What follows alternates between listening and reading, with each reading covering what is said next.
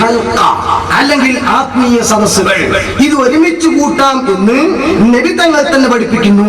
ഈ ഹദീസ് ഉദ്ധരിച്ച ശേഷം ഹാഫിദ് അസ്കലനി റളിയല്ലാഹു വ്യക്തമായി തന്നെ പഠിപ്പിക്കുന്നു, വഫിൽ ഹദീസി കേട്ടോളൂ, ഇറക്കിയിട്ട് ആത്മീയ സദസ്സുകളെയും ദിക്ർ ഹൽഖകളെയും ഒന്നിനും കൊള്ളാത്ത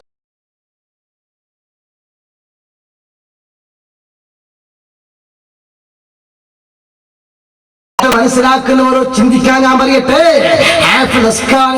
പുരോഹിതനാണോ, ആത്മീയത കച്ചവടം നടത്തുന്ന ആളാണോ? പഠിപ്പിക്കുന്നു വഫിൽ ഹദീസി ഫദ്ലു മജാലിസ് ദിക്രി വദ്ദാകിരീന വഫദ്ലുൽ ഇജ്തിമാഇ അലാ ദാലിക. ഈ ദിക്റിന് വേണ്ടി ഒരുമിച്ച് കൂടുന്നതും ദിക്ർ ചെല്ലുന്ന ആളുകളും ദിക്റിന്റെ മജ്ലിസും എല്ലാറ്റിലും ശ്രേഷ്ഠതയുണ്ട് എന്ന് ഈ പറഞ്ഞ ഹദീസിൽ നിന്ന് മനസ്സിലാക്കാം. അപ്പോൾ സ്വലാത്തിന്റെ ഹൽഖകളും ദിക്റിന്റെ ഹൽഖകളും എല്ലാം മഹാനായ പ്രവാചകർ അംഗീകരിച്ചതാണ്. എന്നാൽ ഈ ആത്മീയത കച്ചവടമാണ്, ദിക്റുകൾക്ക് കച്ചവടമാണ്, അതല്ല ആത്മീയത എന്ന് പറയുന്ന ജമാഅത്ത് ഇസ്ലാമിയോ അവർ നടത്തുന്ന പ്രവർത്തനം കണ്ടോ നിങ്ങളോ?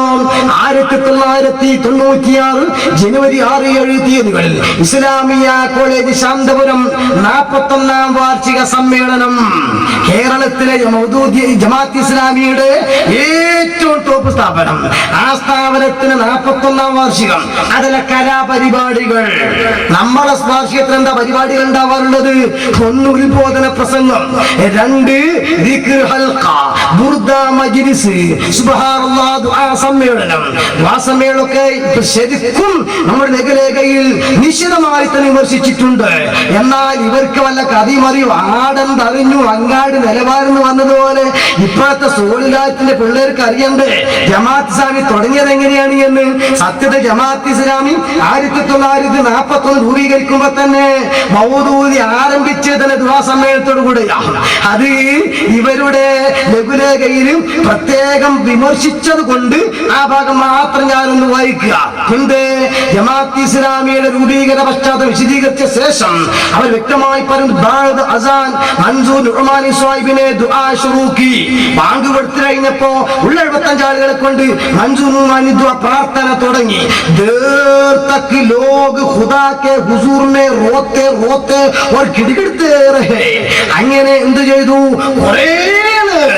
കുറച്ചു നേരം അതിന്റെ സമ്മേളനം എന്ന് പറഞ്ഞാൽ ആന കുമ്പിട്ടാണല്ലോ, കുറെ നേരം തന്നെ അങ്ങനെ കരഞ്ഞ് കരഞ്ഞ് അമ്മാന ഹംഗത്തിൽ അങ്ങോട്ട് മുഴുകി പോരാ.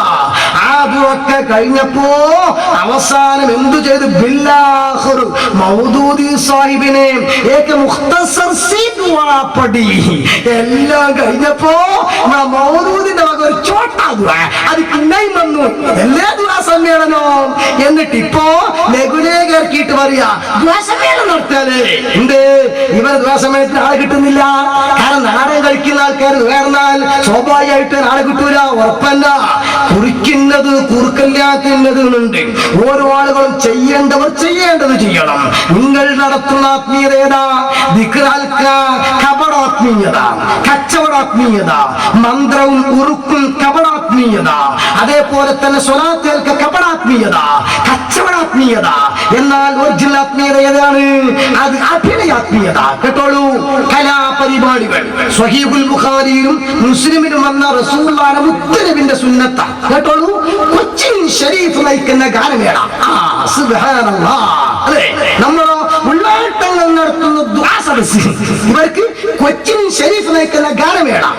ഉത്ബോധനം ആരാ? ബഹുമാനപ്പെട്ട സി ഉസ്താദ്. നമുക്ക് ഇതിലോ സംഗീതം, നാടൻ കലകൾ, ഒപ്പന, ദഫ്മുട്ട്, പരിചമുട്ട്, കോൽക്കളി, നേർച്ചപ്പെട്ടി, ആക്ഷേപഹാസ്യ കാവ്യശില്പം, ഫുൾ മോട്ടോർ മൈം. സാധനം എന്തും തള്ളുന്ന അർത്ഥം വെക്കുക. അങ്ങനെയാണല്ലോ. ഫുൾ മോട്ടോർ മൈം, മാജിക് ഷോ, മിമിക്സ് പരേഡ്, മുള്ളും മലർ, വില്ലടിച്ചാം പാട്ട്, ഗതകാല സ്ത്രീ സംഗീത ശില്പം, അന്തേവാസികൾ, ലഘു നാടകം, ഇന്ദ്രസഭയിലെ ഈനാം വേച്ചികൾ, വില്ലടിച്ചാം പാട്ട്, ചന്ദ്രോദയം, സാമൂഹ്യ നാടകം, ആശയം മരിച്ചിട്ടില്ല അൽഹംദുലില്ലാ, ആക്ഷേപഹാസ്യ നാടകം.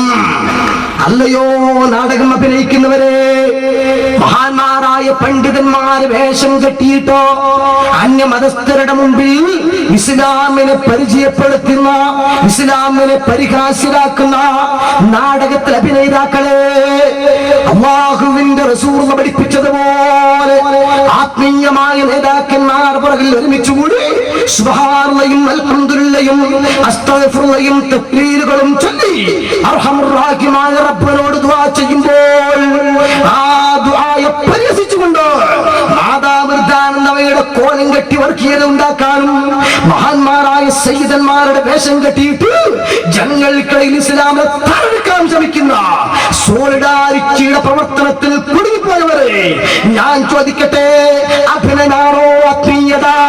നാടകമാണോ ആത്മീയത? അതല്ല ഞാൻ ചോദിക്കുന്നു, ഒപ്പനയാണോ ആത്മീയത? കോൽക്കളിയാണോ ആത്മീയത? എന്താണ് ആത്മീയത? ആത്മീയത എന്ന് പറഞ്ഞാൽ നാടകം കളിക്കലല്ല എന്നല്ല, മറ്റേതെങ്കിലും ടീമിന്റെ വേഷം ധരിക്കലും നാടകം കളിക്കലും അതുപോലെ തന്നെ പരിഹസിക്കലും ഒക്കെ അല്ലാഹുവിന്റെ റസൂൽ വിലക്കിയതല്ലേ? ഇബ്നു അബ്ബാസ് ഉദ്ധരിക്കുന്ന ഹദീസിൽ തന്നെ കാണാം, നബി സല്ലല്ലാഹു അലൈഹി വസല്ലം